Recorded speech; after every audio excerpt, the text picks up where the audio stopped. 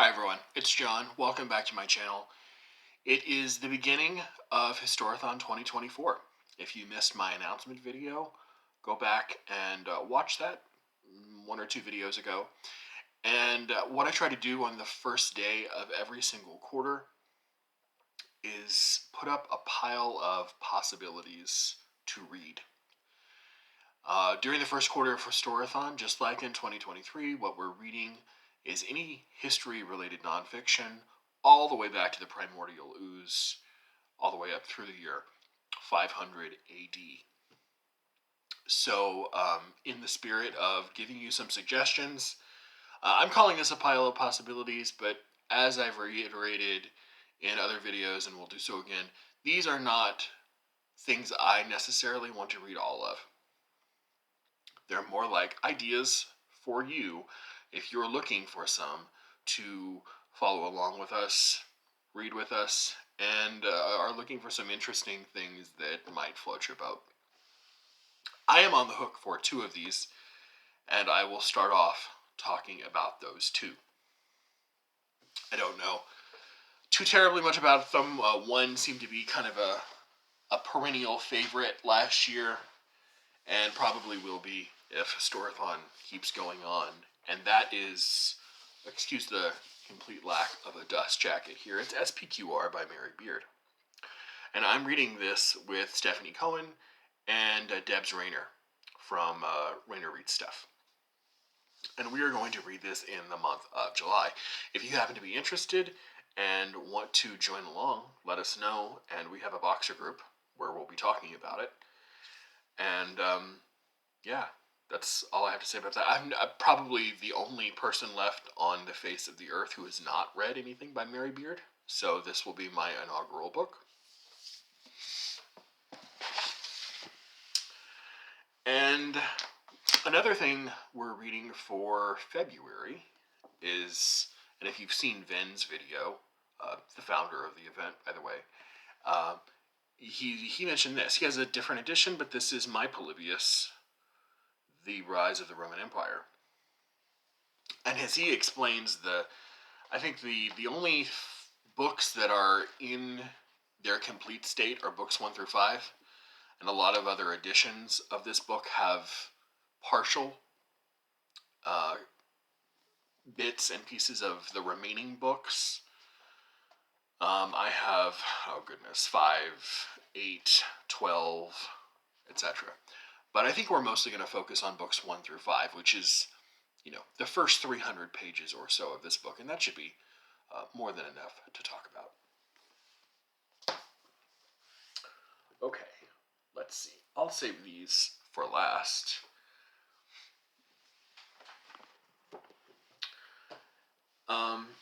I do want to read a couple of these if I have time, but thankfully a couple of them are pretty short, between 200 and 300 pages, so that's a saving grace for me, at least, the ever slow reader. Here's one I picked up at the Yale University press sale last year. This is Cosmos, Chaos and the World to Come, The Ancient Roots of Apocalyptic Faith by Norman Cohn. And this is a book that discusses the wide variety of apocalypticism that was lingering around in a lot of different ancient religions. Ancient Judaism, Christianity, the Orphic faiths, let's see, ancient Egypt, Mesopotamia, India, innovations in Iran. So just a lot of Near Eastern and religious traditions and their ideas of the end of the world is what I get from it. Seems to have good reads reviews, and I love religious history, so that's a possibility.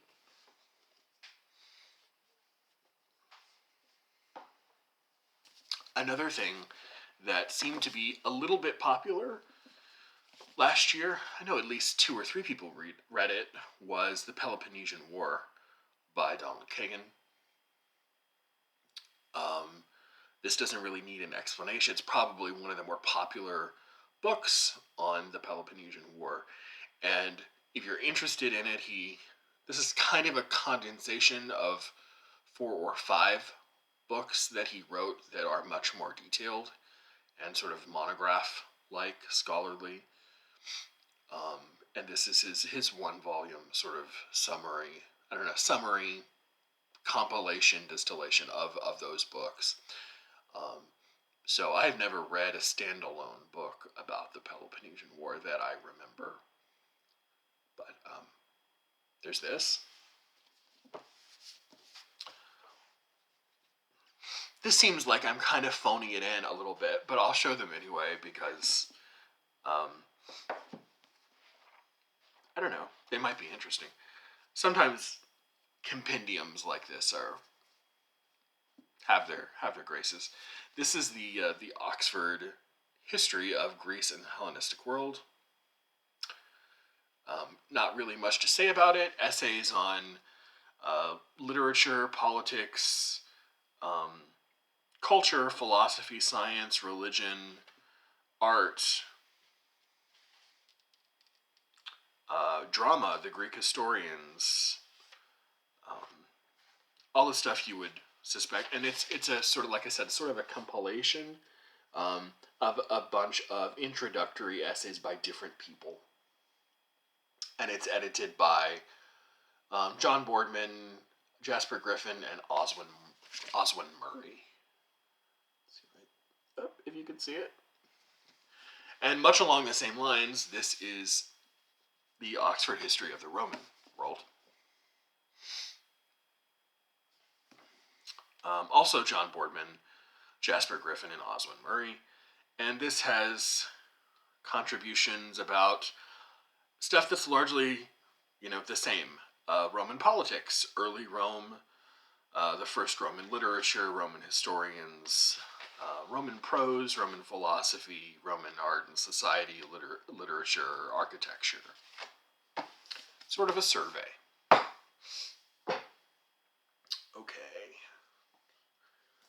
By the way, if you hadn't noticed a theme here, the theme is going to continue throughout the rest of the video. This is almost completely, 95, 98% Greece and Rome. So it's not the most diverse pile of possibilities video that I've ever done. If you're interested, I will link below the Q1 pile of possibilities that I did last year, which is a little bit more representative of the world geographically and a little bit more representative of the vast expanse of time that we're covering, if I remember correctly. But I will leave that below and you can go watch that if you want some more recommendations and these just leave you feeling unsatisfied. The fall of the Roman Empire, not just the name of the book, but the concept and the set of occurrences, is really interesting to me, and it's something I have probably more books on than most sane people should. But this is The Fall of the Roman Empire, A New History of Rome and the Barbarians by Peter Heather. Another fairly well-known historian of Rome.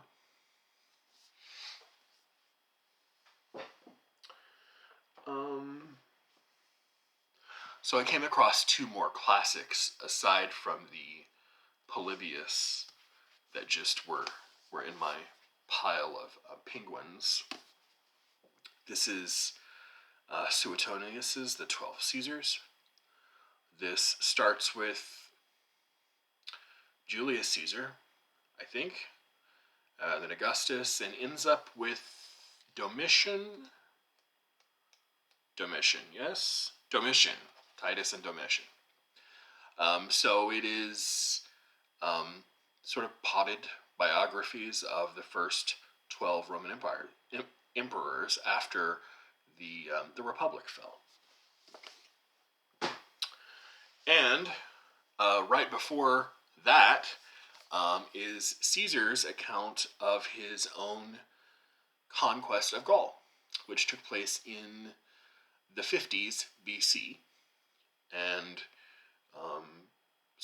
it's his own account of his conquering of parts of France, I guess Belgium and Switzerland.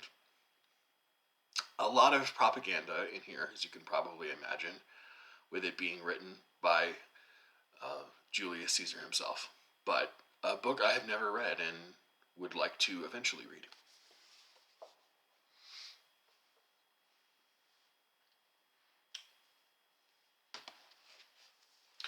Two books that I might have to hate read if I do end up reading them, because they have really, really not great Goodreads reviews. A lot of people that I trust have raked them over the coals, but they're short. Another Saving Grace, like I said, and they do happen to fit into the time period. So, I thought I would just show them. One of them is Barbarians to Angels, The Dark Ages Reconsidered by Peter S. Wells, who is an archaeologist at the University of Minnesota. This apparently reads like a bunch of university lectures which have no through line, a bare semblance of a narrative, and I've heard some other not great things about it. Peg at the History Shelf wrote a book review about it on Goodreads and gave it 1 star, I think. So I might not enjoy it, but I would be eager to see if I agree with her. And also, despite the fact that this guy is probably one of the better known popular historians, this is Paul Cartledge, The Spartans, The World of the Warrior Heroes of Ancient Greece. Doesn't get a lot of really good attention. Apparently it's kind of contentious, and I don't know, it seems like he's being defensive, apparently, in the book. I don't know what about or why he would want to do that, but just, I know about a couple of Spartans like Lycurgus and Leonidas and people like that who I know virtually nothing about other than their names, and would love to read a history about them, even if it's a little bit defensive, I guess.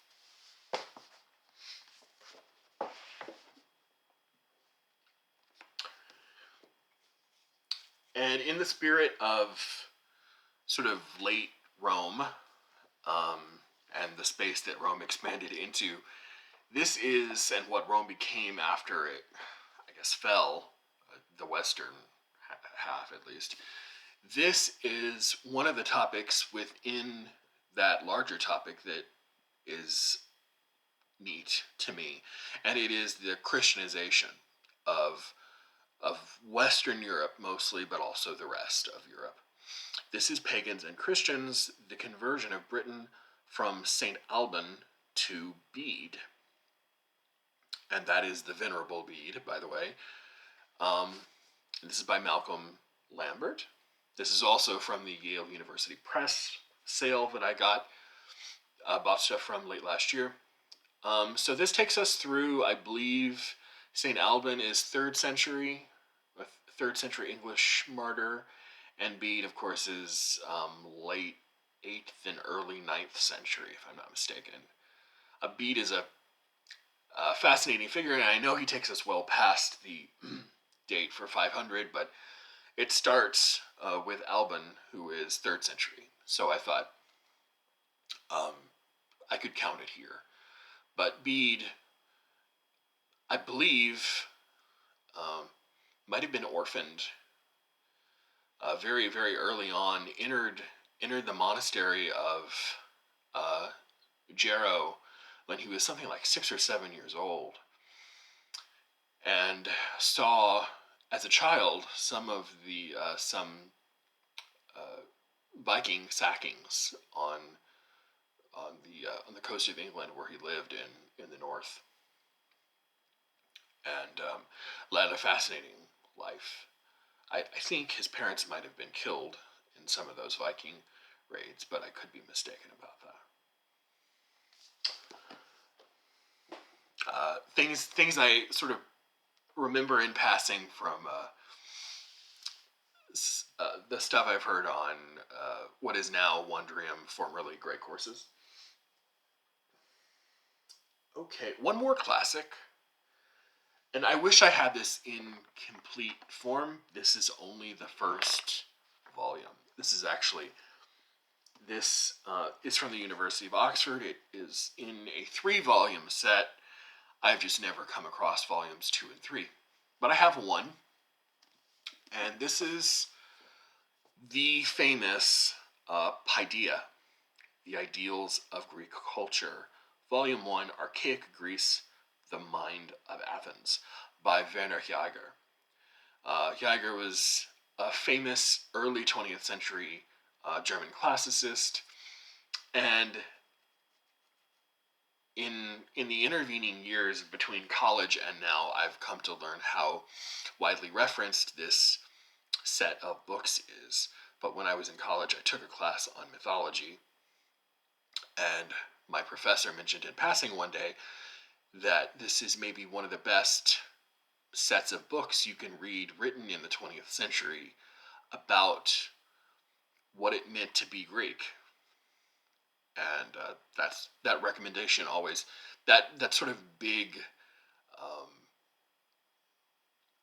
bold, strong recommendation always stuck with me.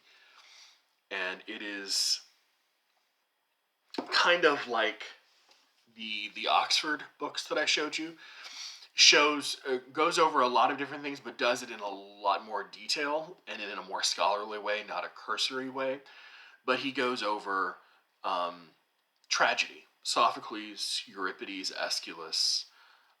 He goes over the poets, Pindar, Greek concepts of personality and individuality, Greek concepts of justice, philosophy, the life of peasants, oratory, Homer, you name it. It's kind of like a one-stop shop for Greek culture writ large, and all that meant, all that entails. And I have never read it, would love to come across volumes 2 and 3, but have not done so yet.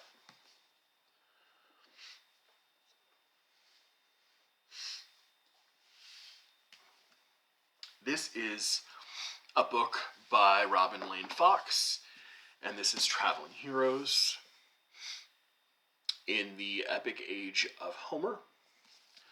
And some of these books I don't know too much about, so I'll lean into the text on the inside cover.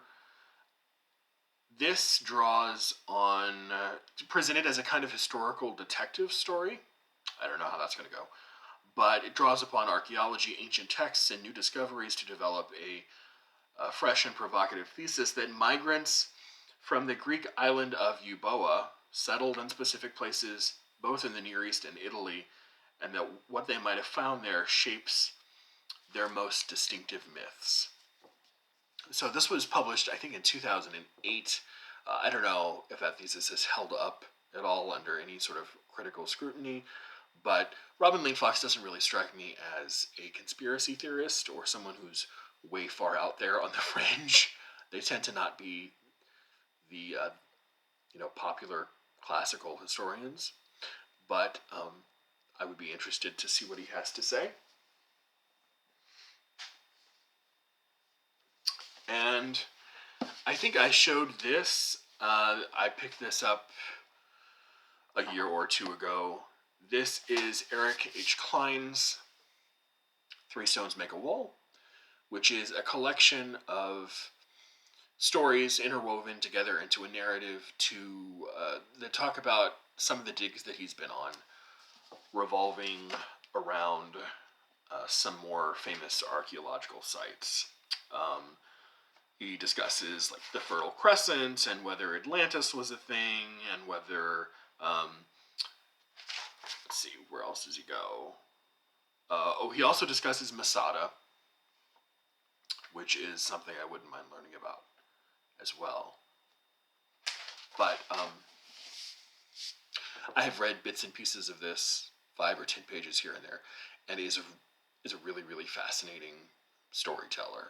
And I know other people have read his 1177 BC about what he calls the end of civilization or the collapse of civilization in the Eastern Mediterranean in the Levant region.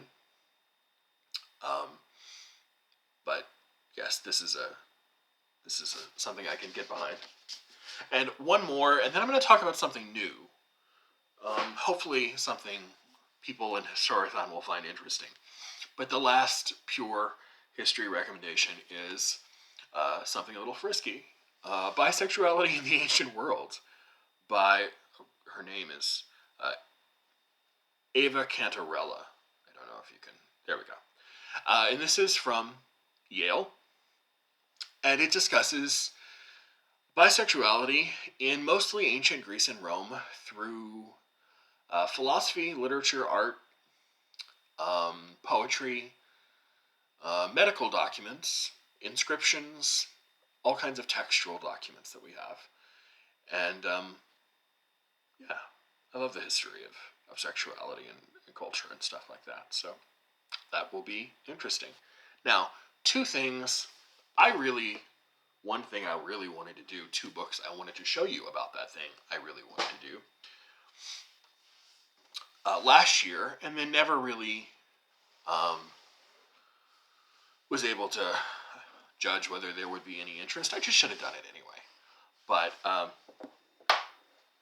there is something called historiography. I'm sure most people who are reading for Historathon know what historiography is. In the first place, excuse me.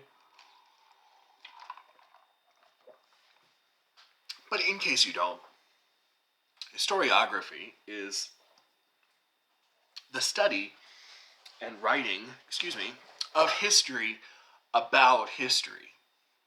So, not writing about particular historical events or places, but the assumptions and ideas that historians use when they write about those events and places.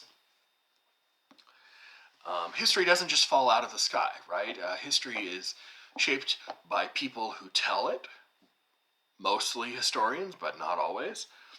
And those historians always have perspectives, assumptions, worldviews that change over time. And in that spirit, this is a book I've had for probably about as long as the sticker says on, can you see that? December of 2010, but have never sat down and systematically read, mostly because this is more, it's not quite a reference book, but it is a chronological presentation of historiographers and ideas in historiography. And this is Ernst Breissig's Historiography, Ancient, Medieval, and Modern. The subtitle there sort of hints at its chronological presentation. And, of course, not all of it is for the years before 500 AD, but a good 100 pages, 80 to 100 pages, is. So what I was thinking about maybe doing is reading this and talking about it in the Discord every once in a while, and boring you to tears about historiography, and just reading the time-appropriate sections as we go throughout the years, because this actually goes up through the 1990s, maybe even into the 20th century, at the very, very end. So, the big ideas and the big personalities in historiography, the philosophy of history and its writing.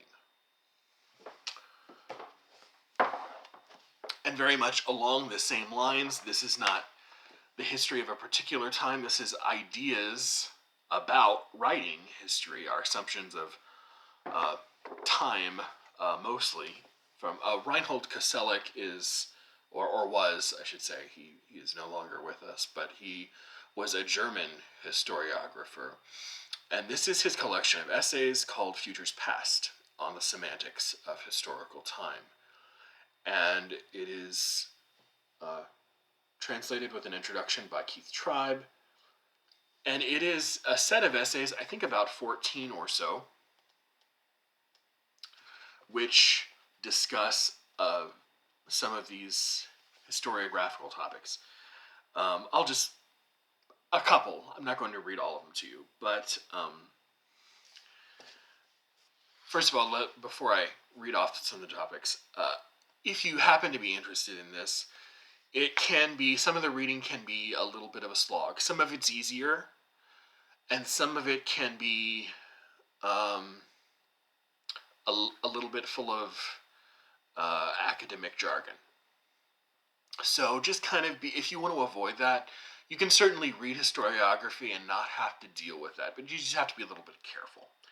And Koselleck, at least the way he's translated into English by Keith Tribe, is a little, you know, academies heavy, as you'll be able to tell from a couple of the titles. So, perspective and temporality, a contribution to the historiographical exposure of the historical world.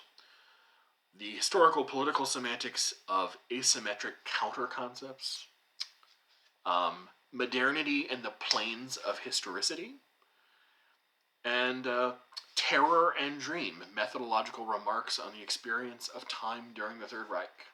So that looks like it might actually touch on a particular time period. But there are a lot of, like I said, there are a lot of these topics, like our ideas of passing time, which you can talk about and not have to talk about within a particular historical context. You can talk about how different cultures experience the passing of time without talking about the reign of Charlemagne or the fall of the Incan Empire. You can just talk about how different people experience that differently. This is, they are short essays, and they are kind of meaty. They're a little bit on the difficult side to read, but also there's a lot to think about too. But this, along with this, I think would be a really great introduction to some of the ideas of what historiography is all about. And I would love to make at least one video in Q1 about some topic in historiography, whether it's like a more general video or it's me talking about, you know, one of these essays and sort of breaking down what it has to say, if I think it's interesting enough. But that is my 28 minutes of mostly suggested for you reading, but I'm, like I said, I'm on the hook for the Mary Beard and the Polybius, and I will leave the link for last year's Q1 recommendations in the box below.